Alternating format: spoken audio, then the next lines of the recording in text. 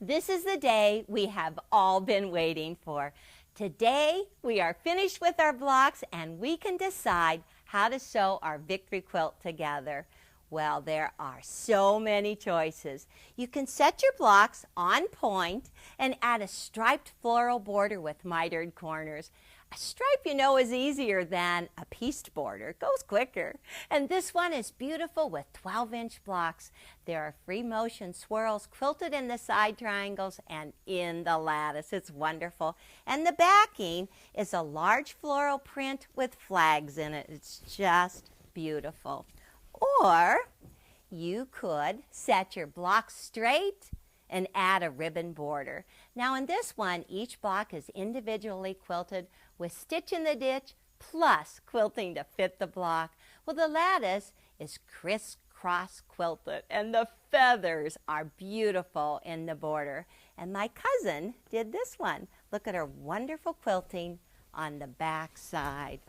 Or you could set your blocks on point and add a swag border. This one is lovely with 12-inch blocks. There's 28 swags with 4 corners on this queen size quilt.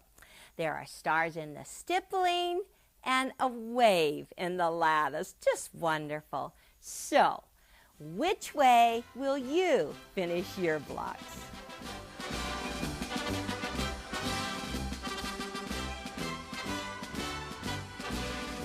I feel very victorious. My blocks are finished.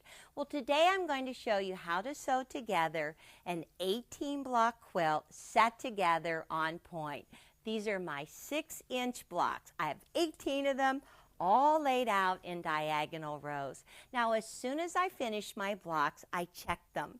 Oh, I want to make sure that every single one of these is 6.5 inches square. You know, maybe 1/4 of an inch you can stretch in, but you want to get them all as close to the same size as you can. If it's a little bit larger, how about a little sliver trimming? If it's a little bit smaller, you can let out a seam or two, just a few threads, just to make it larger. Well, I laid out my blocks according to the events in history. So whenever you look at the quilt, it tells the whole story. Ooh, and I hope you are remembering it. Well, the first thing that I want to do is sew lattice on each side of the blocks. This is Mr. Roosevelt's necktie. The lattice is 2 inches wide by 6.5 inches long. Well, this one is easy. All I'm going to do is just sew that seam, and then when I'm done sewing, I'll press it towards the lattice. But let me show you how you stack an assembly line sew for a diagonal row. There's just 3 blocks here. So I'm going to take this one on the far left, just pick it up and go up to the top right, and just keep the top to the top. That is certainly the tricky part. Well, I have my stack of lattice over to the left of the block, so you just pick up the block, flip it right sides together, and then just drop your presser foot on that and stitch right along with your 1/4 of an inch seam. Now, there's a little bit of stretch in the lattice, so if you have to stretch it or ease it in, it's going to work just great. Well, for getting this done quickly, you want to go ahead and assembly line sew a lattice on the left edge of each one of the pieces. We're not dealing with our cornerstones yet, so it's just lattice. Okay, that's the second block, and this is the third block. This is the tricky part. To keep all of these blocks in order, oh my gosh, you'd be really smart if you made a little graph, because once you get going, it is so easy to get a little confused. Trust me, I know. Okay, I've actually added a lattice to the left side of each one of the pieces. Now let's just go ahead and clip them apart, keep them in order, and now all you do is just open up each one of these now and sew the whole row together. And then as soon as you're done with the row, you press all of the seams towards the lattice. I see I have quite a job to do. I'm going to really work hard. I had a great time sewing all of my diagonal rows together. Now when I started, I added that lattice on the left side of the block. So on the opposite end of the row, you also add a lattice just to finish off the row. And you can see I've got those 5 blocks there, 5 blocks there, only 3 and down to 1. Next, I started making the row that goes above each one. The cornerstone with the lattice. You need to have a cornerstone for every lattice.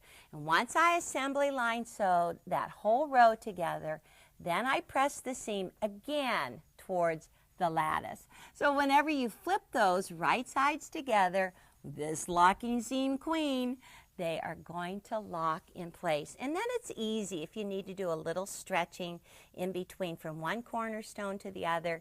You can just give a little tug on the lattice and it will fit in great. So the next step that I'm going to do is sew the lattice and cornerstone rows on the top of each diagonal row. Well, this one's easy, just one. That'll go fine. This one's all ready. I have a single row on top of this one, but this row is unique because you put cornerstone lattice rows on both sides of this diagonal row. This is kind of the turning point. We've been going up, and at this point we just switch, and now we're going down towards the bottom of the quilt. And now this is also on the bottom, and that's on the bottom. So you get all of these rows. So next, I just have such a challenge to get done today. Side triangles follow. They are cut from 3 12-inch squares. You cut those squares in force on both diagonals. Now the straight of the grain is along the outside edge. That is good. And then the bias is all on the inside. Well, once you sew this row to this triangle will fit just great. I like to sew with the triangle on the bottom so you don't do any stretching on the bias. Well, you can see that row will work out fine, and this triangle also goes right in here like that. But the one that has the cornerstone lattice row on both sides is a little bit trickier because once you add those rows on both sides, you can see just one side triangle will not fit. So you put lattice and cornerstone and attach it to the top of the side triangle. So once those are all sewn together, that will fit great. So you get your side triangles on, and the last thing you want to add are your corner triangles. Now they come from 7.5-inch squares cut on one diagonal. You need to have 2 of them so that the straight edge is on the outside. This is on the bias. And so once you get that all sewn together, it is going to fit great. And then you sew all the rows together. Oh my gosh, I'll be done in no time. I am so excited. My top is all sewn together and I just love it. I can't wait for a patriotic holiday to share it with everyone, but I have so much more to do. After I sewed my top together, then I straightened my sides so that they were 1/4 inch from the tip of the cornerstones. And then I added a 9-inch border on all 4 sides. I am getting ready for my swag. Ooh, it's going to be wonderful. Now you need to have 18 top and bottom swags for my quilt, and then you need to have 14 small stars right here and 4 large stars. Let me show you how I'm working on the swag. Now the swag is on non-woven fusible interfacing. You can actually trace the pattern on the smooth side of the interfacing, or you can also get it printed. Well, I took the fusible side and placed it right sides together to the right side of the fabric, and I just did some pins on the outside edges. Now you need to put a metal presser foot on your sewing machine and shorten your stitch. You need to have only 18 stitches to the inch. It's just a little stitch. You know, it's really easy to tear the swag. And if you can, lighten the pressure on your presser foot. Then you won't get any tearing on your interfacing. On the top swag, I'm sewing across the top of the swag, and then I'm also sewing across the bottom. Let me just drop my foot down, put my needle right on the line, and just stitch. Ooh, you can do this one, pedal to the metal. They're all lined up, so you can just work from side to side over and over again. And if you have a lock stitch at the end, go ahead and press it. It'll lock stitch at the end, and then cut the threads and go on. Well, I already took one of these. They're sewn on both edges, and I already cut a piece out. I just want to show you how to turn it. Oh my gosh, they're such narrow ends. Well, hemostats are the secret to this one. You just put your hemostat right into the end. Okay, I'm in there. This is good. And you just push that hemostat through to the other side. Okay, now I'm getting my hemostat open. You just kind of like take a good old bite in the fabric. Let me see if I can just kind of put the fabric in the tips, and then you just start working. Okay, you just hold on tight and you pull the one end right out through. That is pretty quick and easy, isn't it?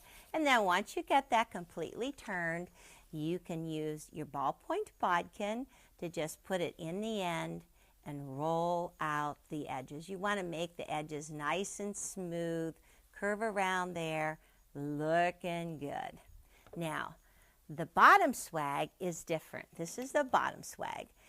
Doesn't need to be stitched on the top. You only need to stitch on the bottom line, and I've already done that. Just zip right around there, leave the sides, the top open, trim 1/8 inch away from the stitching, and then on the top you can just cut right on the lines.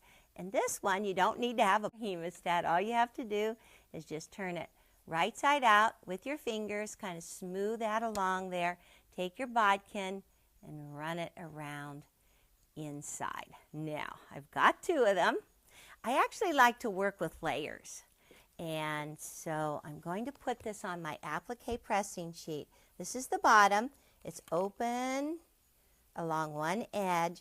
You can just go ahead and actually steam that down, and it's not going to stick. That'll lift right off. You might need to work a little bit harder on getting the top swag done, but let's just try this. Just place it right on top. You want to make a unit so you can easily manipulate this and move it around. Okay, line it up. A little overlapping. Steam on the pressing sheet. Perfect. And now you can pick it up and just use it as one unit. That's good. Now the stars are on paperback fusible. There are just too many points to try to turn these right side out. So the stars are either traced or printed on the paper side of the paperback fusible web. Here's the fusing side. You take and you put the fusing side against the wrong side of the fabric and just fuse it in place for 2 seconds. That's not long at all.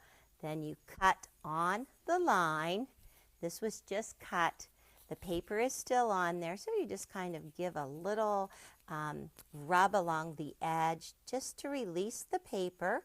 Then you get your nail in there and pull the paper away. There is the fusing on the back side. Well, let me get these all done, and I'll show you how to press it onto your quilt top.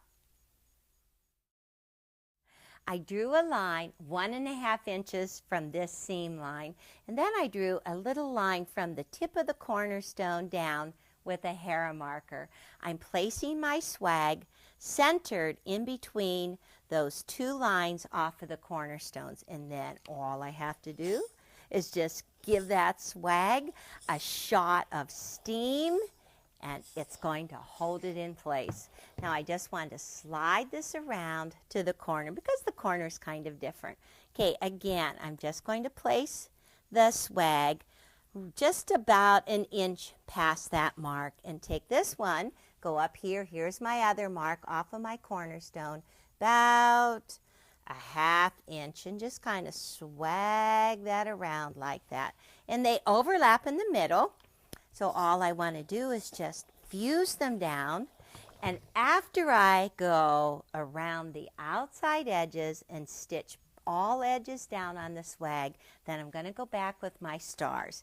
And I'm just putting that right in the very middle, giving it a shot, and then I'll sew the star down with a straight stitch. Let me just put this one on. I'll show you how, but I'm going to have to take it off after my stitching is all done on the swag. And that's the way the corner looks and the way the swag goes around there. It's a well-known fact that when it comes to machine quilting, it is not my favorite thing. I love to send out my tops to a long arm quilter. You know, I even joke that I quilt with my credit card. Well, today, my long arm quilter came in. I want you to meet my friend, Steve Musselman from Carbondale, Illinois. Well, thanks for coming, Steve. Thanks for having me. You do such beautiful work. I want to know how long you've been long arm quilting. Around 10 months now. Well, that is not long at all, but it's this cool machine, huh, that helps you? It certainly does help. It does. You do such good work. Well, Steve and I have already loaded the machine, and Steve did a basting stitch right along the top of the quilt top. Well, this is called a take-up rail, and he made it perfectly clear how to wind the backing on here so that whenever we're done, the backing is on the right side, right? Correct. That could be pretty tricky. And then we loaded the batting and the quilt top. So all 3 layers are basted with this straight line that's going to keep everything square. Yes, it's important to keep everything very square. After you do all this work, you've got to have it square.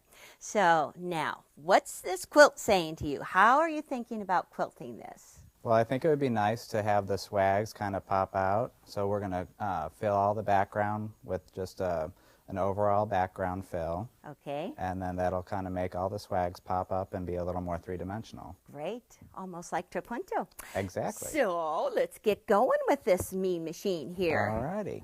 Pull up that chair, make yourself comfortable. And you kind of like to rest your elbows. Yeah, huh? we'll kind of balance on here to get a little more stability. You know, I can see you would be a lot more comfortable sitting like that. Okay, so turn it on.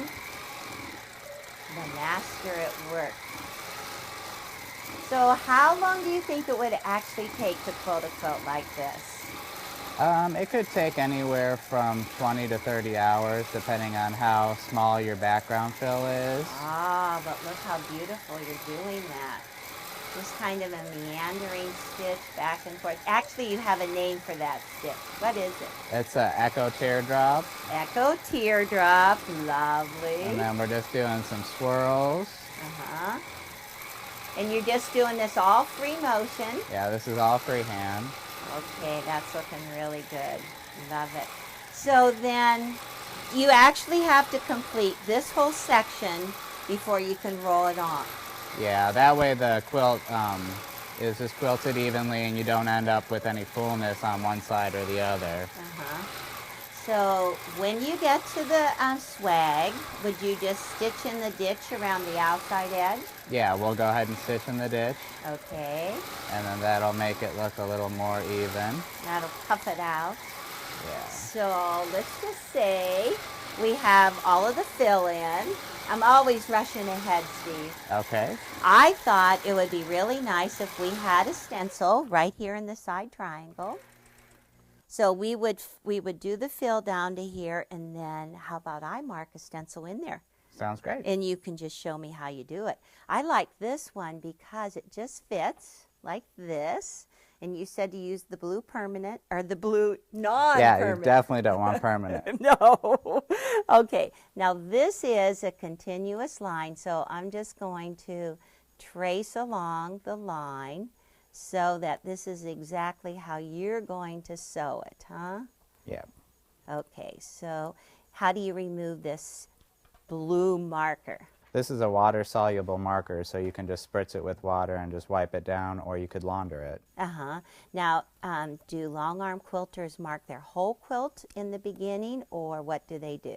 Sometimes you lay the whole quilt out so you can see the overall design, and you mark it all before you put it on the quilt frame, or you could do it as it's on the quilt frame. And my cousin uses a pounce. She likes to just kind of chalk that. That's a great tool. It just wipes right over it and does it all for you. So, you're ready to stitch? Sure. All right. So the first thing you have to do is actually bring your thread up, huh? Yeah, so we're going to have to cut this off. Good. And move, cut on the top and on the bottom. Yes.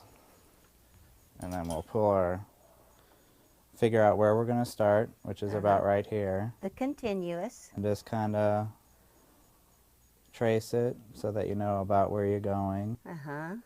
Okay, bringing up your So threads. we pulled up the thread. And we're going to lock it in place with just a couple walking stitches. I have my needle down position so I don't lose my spot. Okay. Now I'm just going to pull up my chair and just get myself comfortable. Yeah, I think that's probably the most important thing. So you have a regulated stitch on there. You're just really following the line very slowly. I can see me doing that, kind of just slowly around there on the line. And the great thing is that whenever you spritz off the marker, you don't know if you went off the line or not. That suits me. It definitely looks a lot better after the marker is gone and you don't see all the tracing. So once you stitch the whole way around that line, then will you do a fill on the outside edges? Yes, it'll make the whole design stand out more like trapunto and repeat what's going on in the swags. Perfect. You do good work, Steve. Well, thank you. So your work is now cut out for you. You're going to finish all of the quilting on the quilt top, and then I'm going to do the binding. So thanks, Steve. You're welcome. According to legend, Betsy Ross and a small committee, including George Washington, made the first American flag in 1777, the most popular symbol of the American Revolution. Well, the three colors of red, white, and blue have become timeless. Well, perhaps a mother or a wife of a soldier made this classic quilt following the Civil War. White signifies purity and innocence. Red is for hardiness and valor. Blue is for vigilance, perseverance, and justice. Well, the quilter combined all three colors beautifully in this striking presentation of an 8-pointed star. Well, she supplemented the 23 stars with 5 other blocks to get the size she wanted. Well, I especially like the circles made of 8 wedges. They look very patriotic in striped fabric. And the basket in the corner is quite a kick. You know, I'm especially fond of this patriotic quilt because I discovered it on my birthday, July 3rd. Well, I guess that's why I love red, white, and blue.